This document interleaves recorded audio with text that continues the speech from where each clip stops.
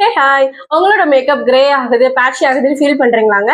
நீங்க சூஸ் பண்ற கலர் கரெக்ட்டா தான் ரீசன். அதுக்கான சொல்யூஷன் என்னன்னு நான் உங்களுக்கு சொல்றேன். உங்களுக்கு வந்துட்டு டார்க் சர்க்கிள்ஸ் இருக்கு, வாய சுத்தி கருப்பு இருக்கு, இல்ல பிம்பிள்ஸ் அந்த மார்க்லாம் இருக்கும்ல, அதெல்லாம் நீங்க கவர் பண்றதுக்கு ஆரஞ்சு கலர் கரெக்ட்டா யூஸ் பண்ணீங்க அப்படின்னா, ப்ராப்ளம் சுத்தமா ஹைட் ஆயிடும்.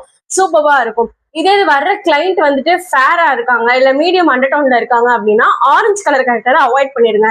அதுக்கு பதிலா பீச் கலர் கரெக்டர் யூஸ் பண்ணீங்க அப்படின்னா, ரொம்ப சூப்பரா இருக்குங்க. ஃபினிஷிங் ரொம்ப நல்லா இருக்கும். ட்ரை பண்ணி பாருங்க.